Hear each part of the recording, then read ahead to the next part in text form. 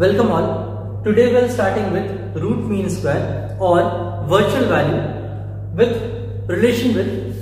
peak value of AC. That means हम यहाँ पहले निकालेंगे रूट मीन स्क्वायर वैल्यू या फिर कहें तो वर्चुअल वैल्यू और इसका रिलेशन निकालेंगे हमारा पीक वैल्यू से कैसे रिलेट करता है वो चीज। नॉर्मली लास्ट हम देखे थे वो मीन वैल्यू था and root mean square value कुछ अलग चीज होगा, ऑब्वियसली हम देख पाए यहाँ पे। इसके रिलेशन को शुरू करने से पहले देख लेते हैं हमारा डेफिनेशन क्या है ऑफ आरएमएस वैल्यू या फिर रूट मीन स्क्वायर वैल्यू या फिर वर्चुअल वैल्यू का डेफिनेशन क्या होता है। हमारा वर्चुअल वैल्यू ऑफ एसी का डेफिनेशन है, लिखते इसको मैं यहाँ पे। Virtual value is that steady value, यानी वो डीसी वैल्यू है, डायरेक्ट करंट का वैल्यू यहाँ पास कह सकते हैं। स्टेडी करंट या डीसी करंट कहते हैं यहाँ पे हम लोग। Virtual value is that steady value of current which when pass through a resistance for a given time will produce same amount of heat as alternating current as AC current does in the same resistance in same time। ठीक है, हम समझ कर रहे हैं यहाँ पे। अगर कोई डीसी करंट फ्लो कर रहा होता है एक रेजिस्टेंस के थ्रू, जितना हीट वो प्रोड्यूस करेगा उतना ही हीट हमारा एसी करंट भी प्रोड्यूस करेगा उतना ही टाइम में, और उसको हम डिनोट कैसे करते हैं आरएमएस से। यानी एक पर्टिकुलर रिलेशन बनाना चाहते हैं, डीसी और एसी का एक रिलेशन बना रहे हैं एक तरह से देखें तो, क्योंकि एसी करंट का जो वैल्यू है वो वैरी करता रहता है। हमारा एसी करंट का वैल्यू है जो कि वैरी करता रहेगा, तो ऑब्वियसली एक पर्टिकुलर वैल्यू को मिलना बहुत मुश्किल है। और खास तौर पे ये देखिएगा हमारे पास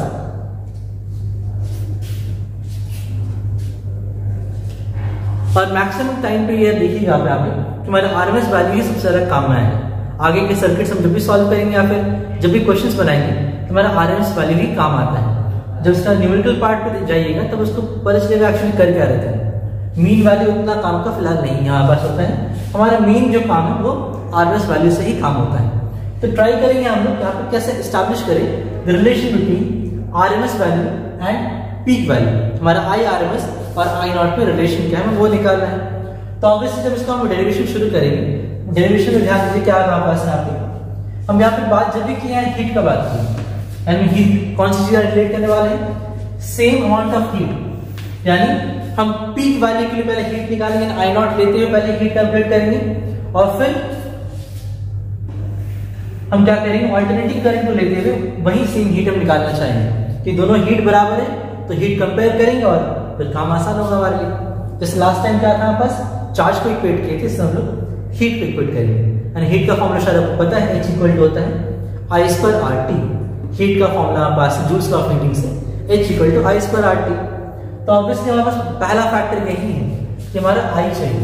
जब आई निकालेंगे तभी तो उसका स्क्वायर करेंगे, इसलिए हम करेंगे आप पहले क्या हीट निकालने की कोशिश करते हैं। तो शुरू पे इसका डेरिवेशन देखते हैं।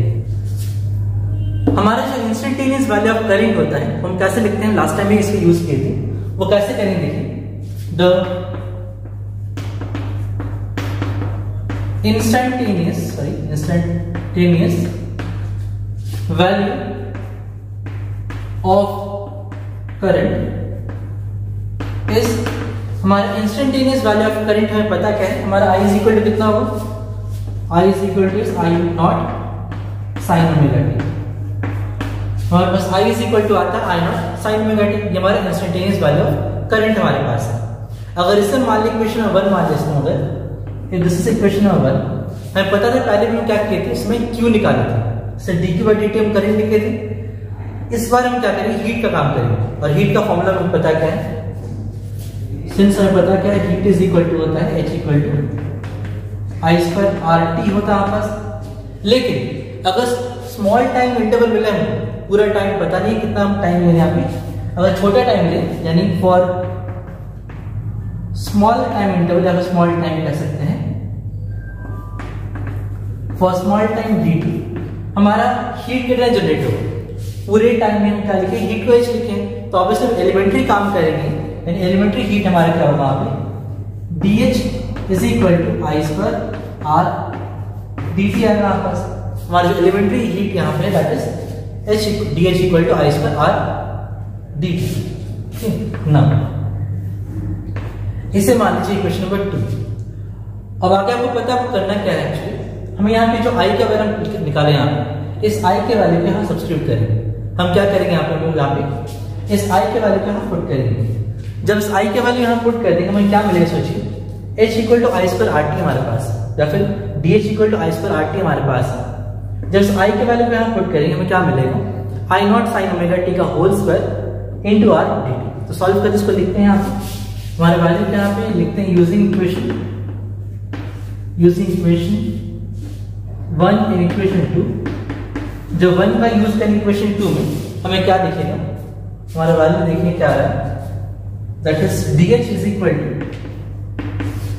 आई नॉट साइन ओमेगा टी का whole square into R, sorry into R D t square. अब देखिए, क्योंकि हम जो काम किए, जो हीट निकाले वो तो एलिमेंट्री हीट था और हमें निकालनी टोटल हीट। तो टोटल हीट कैसे निकालते हैं, हम इसको इंटीग्रेट करना चाहेंगे। अब इंटीग्रेशन करें तो क्या करें, पर हाफ लाइफ करेंगे या फिर हाफ टाइम पीरियड के लिए करेंगे आप, ठीक है। ट्राई करते हैं, देखिए ऑन इंटीग्रेटिंग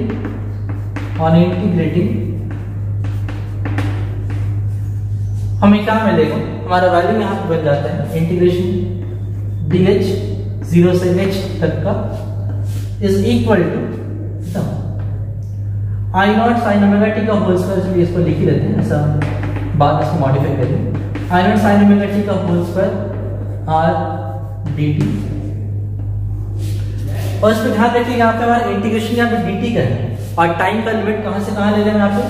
हमारा टाइम का जो होगा आपस वो 0 से t/2 के लिए काम करे फिलहाल। अगर 0 से t/2 के लिए काम करे, हमारा लिमिट यहाँ पे क्या लेंगे, देखिए हमारा लिमिट होगा यहाँ पे लिखिए, यहाँ तो 0 से s था,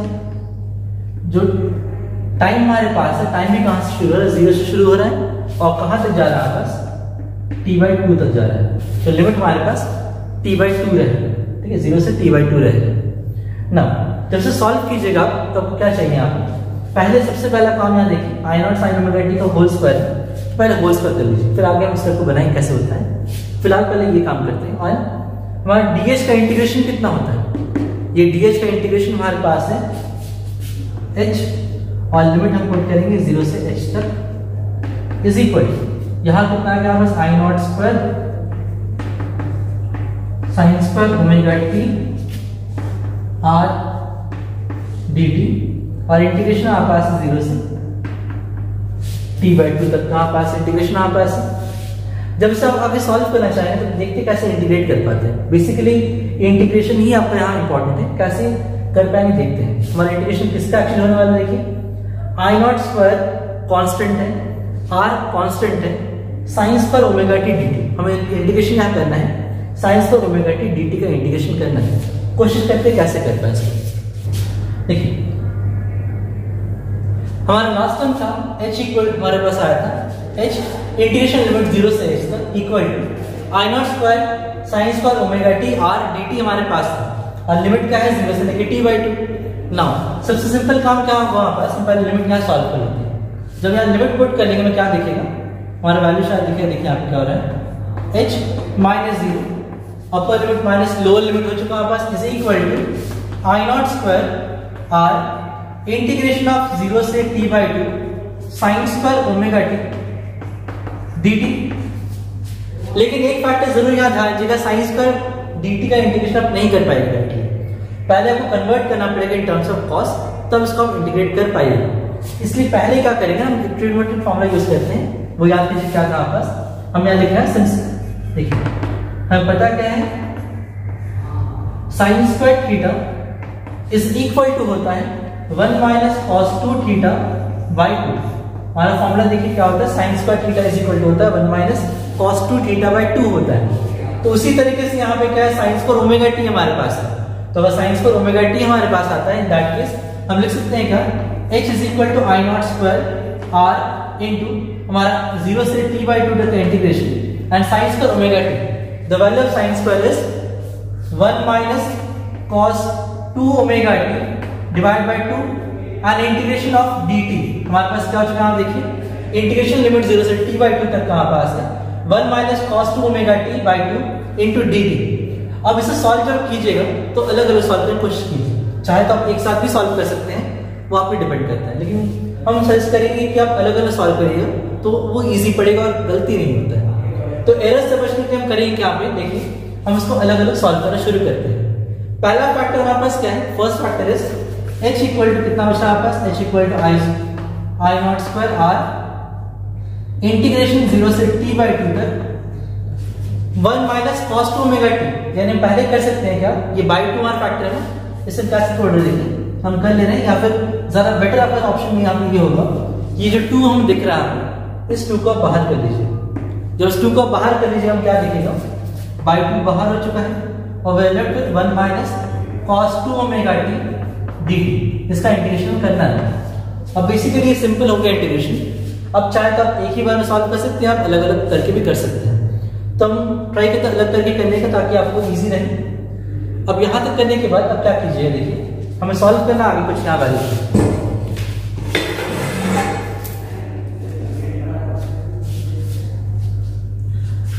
जिसको सॉल्व करना चाहेंगे हम क्या लिखेगा, h equal to I not square R by 2, now 0 से t बाई 2 कितना है 1 माइनस कॉस 2 ओमेगा t है ना, मतलब हम कह सकते हैं क्या है, हम dt को पहले अलग कर लेंगे, 1 लिख क्या पास 1 dt यहाँ पास है और साथ में क्या होगा आपस minus cos 2 omega t dt हमारे पास, हम अलग अलग कर लिए सॉल्व इसको। ठीक है, अब देखिए यहाँ पे हम क्या करें, देखिए यहाँ पे हम पहले कर लिए यहाँ पे I not square R by 2, हम क्या करें 1 dt को मल्टीप्लाई करें, dt पहले इससे मल्टीप्लाई क्या होगा बस 1 dt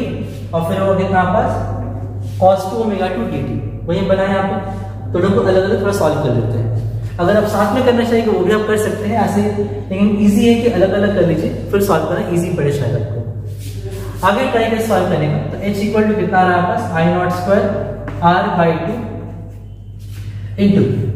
जब इसे सॉल्व कीजिएगा 1 dt और dt का इंटीग्रेशन कितना होता है आपस, dt का इंटीग्रेशन होता है t, लिमिट कितना है 0 से t बाई 2 तक, माइनस cos 2 ओमेगा 2 dt, सही cos 2 omega t dt, cos 2 omega 2 dt का इंटीग्रेशन कितना होगा आपस sin 2 omega t by 2 omega और लिमिट कितना आपके पास है 0 से लेके t बाई 2 तक का लिमिट है आपके पास। तो बेसिकली ध्यान दीजिए क्या करना चाह रहे हैं आप, बेसिकली हमारा वैल्यू कितना आ रहा है, एक तो पहले 1 dt का इंटीग्रेशन t हो चुका है और cos 2 ओमेगा 2 dt का integration sin 2 omega t by 2 omega हमारे पास आ रहा है। अब जब लिमिट सॉल्व कीजिएगा, लिमिट पुट कीजिएगा, आपको क्या दिखेगा यहाँ पे, जब लिमिट पुट कर लेते हैं h इक्वल टू कितना I not square R by 2 into upper limit minus lower limit, upper limit is t by 2 minus lower limit कितना आपके पास है 0, upper limit minus lower limit solve कर लिया आपने, माइनस यहाँ भी अपर लिमिट कितना होगा t बाई 2 हमारे पास है, तो कर लिया आपको अच्छा रहेगा साइन 2 ओमेगा t कितना है t बाई 2, ये जो बाई 2 ओमेगा सूत्र रहेगा, बाई 2 ओमेगा नीचे आपके पास है, ये 2 ओमेगा हमारे एंगल के साथ नहीं है, ध्यान रखिएगा ये अलग से है, साइन के साथ मत इंक्लूड कीजिएगा। बहुत लोग करते क्या है ना, जब सॉल्व करते हैं इसको 2 ओमेगा 2 ओमेगा काट देते हैं, ऐसा नहीं कीजिएगा गलती, 2 ओमेगा साइन के साथ नहीं है, वो नीचे हमारे पास की 2 ओमेगा हम नीचे लिख रहे हैं, minus upper limit minus lower limit minus कितना होगा आपस sine 2 omega into 0 divide by 2 omega. अब जो इसे सॉल्व करना चाहिएगा, आपका इंटीग्रेशन बहुत सिंपल सा इंटीग्रेशन यहाँ पे जिसे हमको सॉल्व करना है, तो बेसिकली ध्यान रखिए यहाँ पे क्या करना है हमको, h इक्वल टू कितना आ रहा है I not square R by 2 into, यहाँ देखिए ये t बाई 2 रहेगा क्योंकि माइनस 0 कोई मतलब यहाँ पे नहीं फिलहाल, तो t बाई 2, यहाँ माइनस का साइन है, अगर यहाँ माइनस का साइन है यानी जब ब्रैकेट खुलेगा तो साइन चेंज होगा, जब ये साइन खुलेगा तो साइन चेंज होगा आपके पास, तो कितना बचेगा minus sine 2 omega t by 2 whole divide by 2 omega minus,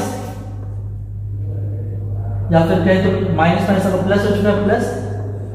sign 0 degree, तो सर वो मतलब ऐसे नहीं है 0 क्योंकि साइन 0 का वैल्यू 0 होता है वैसे भी, तो माइनस माइनस कितना प्लस होता है, इसलिए लिखते हैं डायरेक्टली साइन 0 कर दिए, और नीचे आप ओमेगा उसको कितना शायद लिख सकते हैं, नीचे 2 ओमेगा था, ठीक है, इतना हम इंटीग्रेशन करने के बाद आपको मिल रहा है। जब सब सॉल्व कीजिएगा देखिए क्या आता है बस h का वैल्यू कितना आता है इन टर्म्स ऑफ पीक वैल्यू, क्योंकि हमको पता है आई नॉट का मतलब होता है पीक वैल्यू। ट्राई कीजिए सॉल्व करने का, आपको देखिए h का वैल्यू कितना आता है यहाँ। अब जब इसे हम आगे सॉल्व करना चाहेंगे हम क्या लिखेंगे, h equal to I not square R, हमारा वैल्यू कितना है, h equal to I not square R by 2 into T by 2 minus sine 2 omega T by 2। यहाँ शायद हम 2 और 2 कैंसिल कर सकते हैं, वहां हम कैंसिल कर सकते हैं शायद, तो 2 और 2 यहाँ कैंसिल आउट होगा और नीचे हमारे पास कितना है, नीचे 2 ओमेगा, और क्योंकि ये प्लस साइन 0 है, क्योंकि साइन 0 का वैल्यू 0 होता है तो हम चलिए लिख ही देते हैं, स्टेप बढ़ाने क्या दिक्कत है, तो यहाँ 0 लिख देते हैं कि ये पूरा वैल्यू कितना हो चुका है, 0 हो चुका है, साइन 0 का वैल्यू 0 होता है, तो हमारा कुछ ऐसा बचेगा। लेकिन हमें पता ये भी है, क्योंकि सिंस हमें पता है क्या कि ओमेगा इज इक्वल टू होता है 2 पाई बाई टी होता है, angular frequency is equal to 2 pi by time period, so हम लिख सकते हैं क्या, omega equal to 2 pi by t, और वैल्यू को हम पुट करेंगे, हमें क्या लिखेगा, h is equal to I not square R by 2 into T by 2 minus sine omega t. अब ओमेगा टी कितना देखिए, ओमेगा का वैल्यू पुट करना है आपको, अगर ओमेगा का वैल्यू यहाँ पुट करना पड़ेगा, क्या लिखेगा 2 पाई बाई टी इंटू हमारे पास एक और टी था, उसको टी को हम लिखते हैं यहाँ पे, और नीचे कितना हमारे पास है 2 omega into into this omega is equal to 2 pi by T. जब इसे आप सॉल्व कीजिएगा देखिए अब क्या मिल रहा है आपका, ये टी और टी कैंसिल हो चुका है यहाँ पे, यानी बचा क्या है साइन 2 पाई, और यहाँ कितना बचा है 4 पाई बाई टी, उससे हमको उतना शायद मतलब आगे नहीं होने वाला, क्योंकि आगे हम सॉल्व करें क्या मिलता देखते हैं, हमारा वैल्यू कितना हो गया, h equal to I not square R by 2 into T by 2 minus, अब सोचिए यहाँ पे क्या कहना चाह रहे हैं, sine 2 pi, sine 2 pi is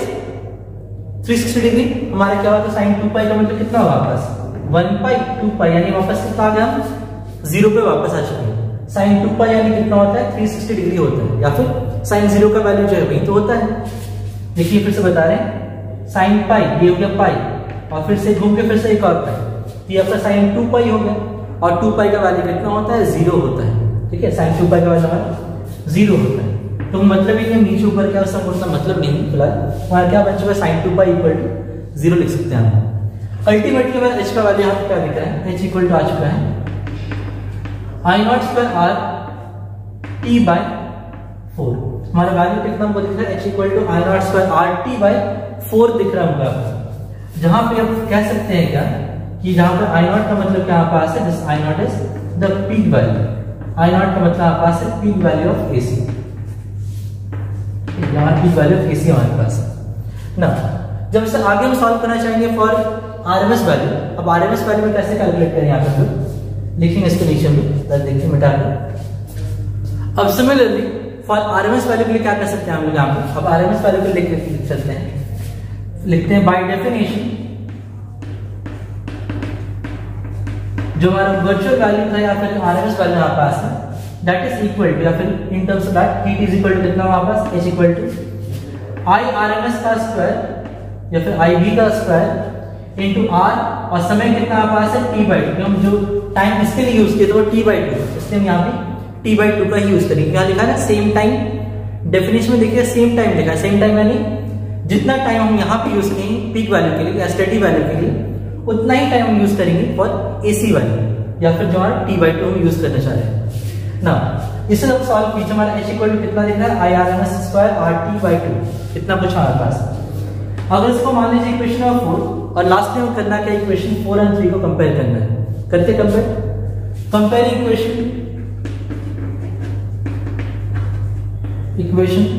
3 and 4, हमें चाहिए आई आर एम एस का वैल्यू क्या है वो निकालना है, तो लिखते हैं हम लोग क्या लिखे, हमारे यहाँ वैल्यू हो जाएगा I R M S, I square R M S का स्क्वायर, या फिर आर कितना है T by 2 is equal to कितना आप पास देखिए उधर, यहाँ पे I not square R T by 4 हमारे पास। जब इसे सॉल्व कीजिएगा आपको क्या दिख रहा है, देखिए आपका टी और टी कैंसिल हो गया, आर कैंसिल हो चुका है, 2 1 2 कैंसिल हो गया, इससे आपका वैल्यू कितना बच रहा है, आपको हमारा वैल्यू बचा है I square R M S is equal to I not square by 2, यानी आप सिंपली इतना समझ सकते हैं क्योंकि स्क्वायर का वैल्यू इतना है तो दोनों साइड रूट ले लें हम लोग, और दोनों साइड में रूट लेंगे आप तो कितना आएगा हमारे पास I R M S is equal to, हम दोनों साइड का स्क्वायर रूट ले रहे हैं, चल लिख ही देते हैं, कॉस्ट कर ही देते हैं, आई नॉट स्क्वायर बाई टू। अब आई नॉट स्क्वायर है तो जब ये रूट से बाहर निकले कितना हमारे पास आई नॉट बचेगा, और यहाँ कितना है नीचे हमारे पास रूट 2 बचेगा। इसलिए जो रिलेशन हमारे पास है आई आर एम एस और आई नॉट का, या फिर पीक वैल्यू और आई आर एम एस का, वो कितना है I R M S is equal to I not by root 2। अगर आप रूट 2 को भी सॉल्व करना चाहिए तो तब तक वैल्यू कितना आता है 0.707 आई नॉट। आप जो इसे सॉल्व कीजिएगा देखिएगा 1 बाई रूट 2 का वैल्यू होता है 0.707 आई नॉट आता है, यानी हमारा आई आर एम एस यानी कौन सा वैल्यू है 0.707 टाइम्स आई नॉट, या फिर पीक वैल्यू का। हमारा आई आर एम एस यानी क्या हो गया आपस 0.707 times the peak value of AC current. Okay, the first point to be noted down is first IRMS is equal to 0.707 I naught. So what we can write is IRMS is 0.707 times I naught, या फिर इसको ऐसे लिख सकते हैं क्या, you can write IRMS is 70.7% of I naught। आपका यहाँ पे वैल्यू कितना आ रहा है देखिए, यहाँ पे आई आर एम एस का मतलब कितना आ रहा है आपस 70.7% ऑफ आई नॉट आप लिख सकते हैं यहाँ पे। नाउ एक और चीज पे ध्यान रखिएगा, क्योंकि आई हमारा इतना है, वैसे ही हमारा ई का वैल्यू जो होगा हमारा E R M S is also equal to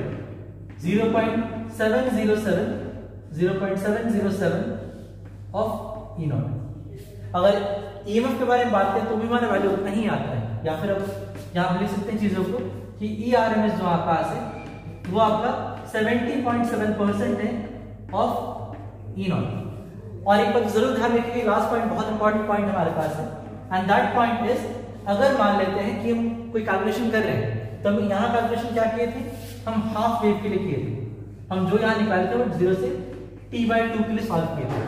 ये आपके टास्क के तौर पर आप सॉल्व कर सकते हैं। यहाँ पे अगर आप 0 से लेकर t तक का इंटरवल लिए होते, अगर आप कंप्लीट वेव का बात किए होते